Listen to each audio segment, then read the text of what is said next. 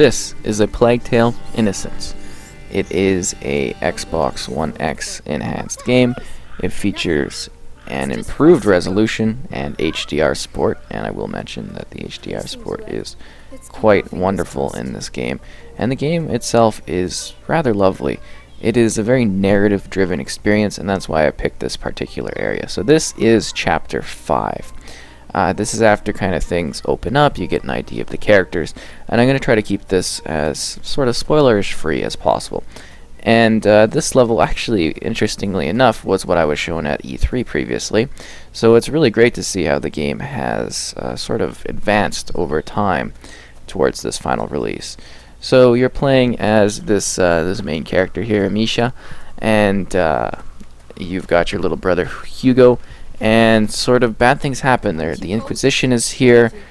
There's sort of a huge rat-type infestation that I won't really dig into too much because that is a main part of the story. There are perhaps some more mystical type things that are included in this, and it really is heavily a narrative-driven adventure. So you get a sense of some cutscenes in there that look great. You get this gorgeous world. It's very much a linear experience. It's really just story based. That's what this is, and I think that works out very well for it. There are, of course, gameplay elements, but a lot of it is sort of the beauty of the world. Like, you'll sit there, I don't have it right now, but you can go up to a flower and you have your little brother. We have a third person with us right now. You go with your little brother, and he'll pick up a flower and he'll put the flower on your head, or you'll have like these little side things where you get to see him interact with the world, and it's just sort of like a really lovely, more intimate tale between this young woman and her little brother, was they try to survive against a very hostile world. The Inquisition people are specifically after him. You're a defensive character. You do have options for sort of attacking or dealing with problems, but a lot of it is sort of, I have to describe it as like more of a defensive situation. You're not directly going in and fighting people. It's a very stealth-based. You have to be smart. You have to use the environment to your advantage to a degree. A lot of your discovery is moving around with your little brother here. He holds your hand for the most part. You can command him to sort of stay while you go and do stuff, but for the most part you work with him. You have him go into spots and open things and crawl over spots together, and you've got to be careful because he can get into a bit of a panic if he is left alone too long. And I am trying to take this really slow and just kind of give you an idea of kind of the world and what it just looks like.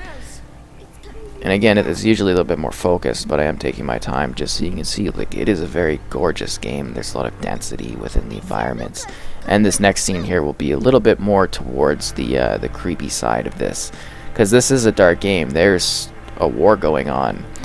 There's like a plague going on. It's it's kind of disgusting and beautiful at the same time. You don't get too many games of this particular era, and I think that's really great. And I love the visuals. The characters are really great. The character models are fantastic. The cloth, the environments, there's, again, going into that density. When you get into buildings and stuff, they look fantastic. Aside from just kind of moving through things, you do have a weapon that is your sort of sling. You're able to hold that down, and you can also do more of like stealth moves with it. You can use it to kind of have your enemies be distracted. And yeah, like I said, it's a linear game, but at the same time you get a certain sense of like scale with it. You just see the draw distance, and it's just impressive. It runs really well.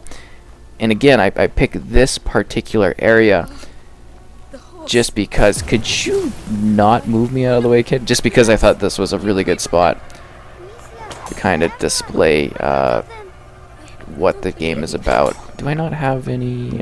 Oh, okay, that's my bad. So there is like minor levels of crafting too.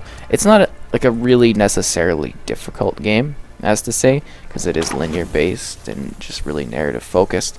But there's some parts where you got to be a little bit smart with it. And there's so many rats. I love it. I don't know if this is still true, but from what I recall at E3 the last year, they said they have a technology where they can fit something like 5,000 rats on the screen at the same time. And it's just disgusting, and I love it. Because, you know, it's such a neat sort of environmental thing to do. So we're also collecting materials, you know, not just for crafting, but to also improve our slingshot and our abilities over time. So a lot of this is sort of, you know, kind of light-based. You have to use the light to your advantage because the rats don't like it. Enemies maybe, you know, have lights in their hands, and you can knock those, and then the rats will go and get them. But just, like, take that in for a sec. Look at these disgusting things. Oh my god. Isn't that crazy? Oh man. That is just wild. So yeah, so you see some bad guys there. They've got their torches. And sometimes you have to like interact and solve basic puzzles, but it is sort of just really focused on the story of these two and their kind of adventures. Gonna move up here. And again, just like large worlds. But it's not all sort of like just a casual walk. Sometimes you have to actually move fast. There's some... Oh, crap. That's not what I wanted to do. There are some more intense sort of like running segments, which are kind of cool and really epic. And yeah, there's actually quite a lot to this game. It's very dynamic. But I mean, it might not also be for everyone, because this is just something that's a story. But I think it's a really good story. Oh, crap. No. Cancel that.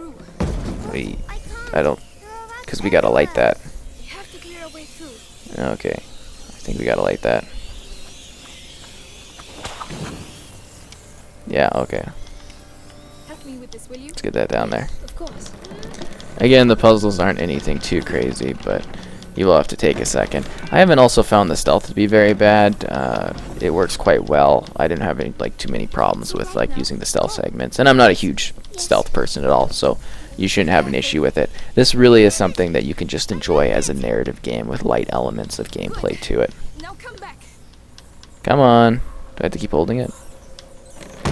Okay. Thank you.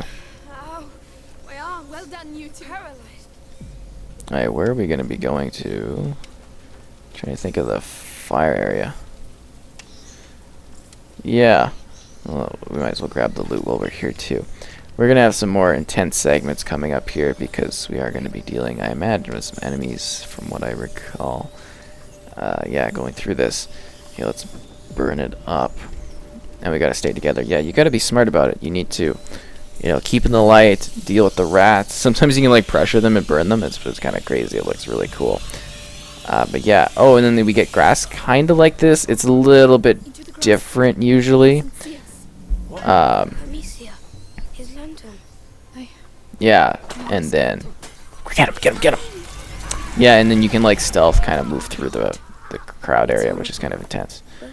Oh no, the rats are there. I think we go underneath. Yeah. And then we get to the light. That's very smart. But you can see like this huge like kind of siege battle that was going on during this Inquisition, and just like the remnants of this epic battle. And I mean, it's not all like that. There's obviously more to it. Oh, I guess maybe I should use that. See what we're dealing with here. Oh yeah, I should have off-switched it. So you actually do have different things like pots and that give you a different advantage.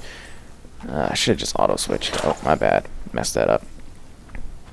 I get to open that up. Hello there. Yeah, and you do gotta kill people. But again, it is kind of a defensive game. I just want to reiterate that. Like, I'm kind of like being violent because I'm sort of knowing what I'm doing here. But it's not all about that. It's mostly just about the journey and the adventure between this group of people that are trying to live out there in this really hostile world. Oh, here's the actual element of sort of crafting. Again, it's not too intense. There is a codex. You collect certain relics and stuff in the environment if you're looking for collectibles, so that's kind of a neat thing. But largely you collect these things in the environment, and then you're able to improve the character drastically. Reduces the noise she makes while moving. That's kind of super helpful. Or we can reduce the time it takes to get the sling going, but we're going to go for stealth. And then you just kind of upgrade your character. There's subtle little things, but it just adds an extra layer of interaction to the experience, which I think is really good. Ooh, tools. That's really nice. Actually, I should check if we can go back there. Do we go up or no? Well, I'm just gonna quickly look at this. Can we? No, because usually the tools are like the deciding factor whether or not you can actually get something. So I guess we're gonna maybe go over towards this thing and then light this up. But you gotta be smart with these like stick fires. They don't last forever. So you gotta move fast and use them. But I haven't had any issues, you know, taking advantage of them within the environment. So I don't imagine you'll have problems too. But you just gotta keep up on, you know, up to date with things, with rocks and stuff. Oh, here's one of the main mechanics you use is kind of pushing things along in order to get to places. And you get to see that in action here. Crap.